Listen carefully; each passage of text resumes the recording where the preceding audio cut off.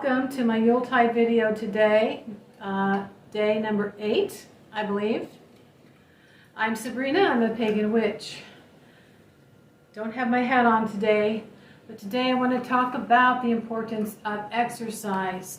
I also want to make it clear that I had no idea that unfiltered applesauce was 31 grams of sugar per serving. And for someone like me especially, I read labels, but I haven't had apple juice in so long. I usually grab a low sugar apple juice and didn't realize, I forgot, apples are very sweet. Unfiltered apple juice, obviously, is very sweet. So that's not something I want to really recommend, especially if you're sensitive to sugar. Now, I have gained weight and I'm on estrogen, so I'm heavier than I have been in a while. But you have to keep in mind I also have abdominal separation and I'm working on it. Believe it or not, what I've been doing at Pilates has been helping me gain some pelvic floor strength and abdominal strength because I feel the muscles down here working. I also seem to see less of a bulge when I start to sit up. And I have a 4-finger separation. Now the owner told me she got rid of hers. So I believe I'm definitely going to be helped a great deal by that. And they do know what they're doing. Some people on YouTube say don't do any kind of crunches. But I called him over and I asked him, you know, with this elastic thing and us pulling ourselves up, we're kind of doing crunches. Is this something I should be doing? He said, oh yeah, this is okay for you. Just take, take it easy, do what you can. I'll make sure you're doing it right. And now in the past when I got rid of it up here, I actually did some crunches with my chin down to my chest, and I kind of curled myself, and then I contracted, very small movements, like 10 times or so, and then as it got warmed up, I decided to go the opposite direction, the complete opposite direction, and I had my feet under the sofa or something for support. And from all the years I'd been in dance, I figured, let me try this. Let me see if I can stretch the muscles back together. And after about a week, it worked. Now that was a small one, this is a bigger one. So, but yeah, you can't necessarily believe everything that some people say. If you've just had a baby, you probably should not be doing crunches. I even took fabric, I've tried belly binders and shapewear, and that is a passive way that's really not going to bring the muscles together if it's been more than a year or two since it happened. So you have to exercise and then, learn how to work those muscles, and fortunately I have some professionals over there. So they opened up yesterday and I'm going to go tomorrow. In between the 9 days, I'm doing my exercises at home, and in the beginning, after my first child, I could only march in place. My knees were so tender and I was still carrying all this excess weight. I had 50 pounds that I had gained with gestational diabetes. And I have been on the healthier diet.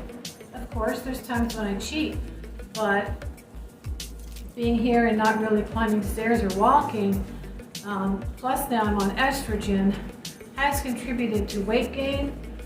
And so yeah, this is relieving boredom, it's relieving stress.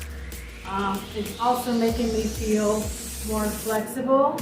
My ex said, oh, you cannot go to Pilates and do 50 minutes.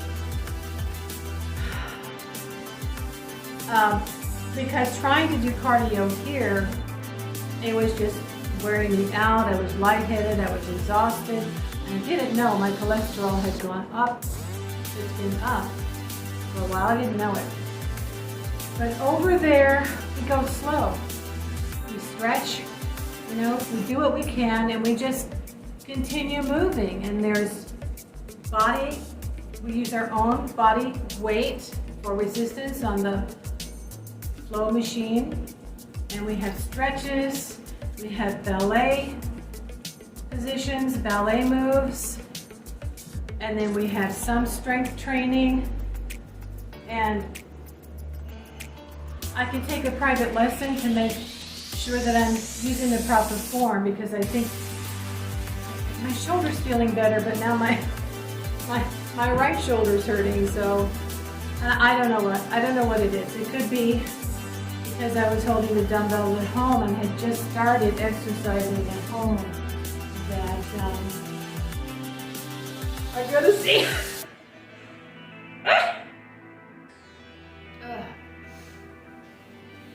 It's not necessarily their fault, but yeah, I mean, if you can just vacuum, walk around the house, you're in a safe neighborhood, walk around the neighborhood, get some soup cans, watch a video,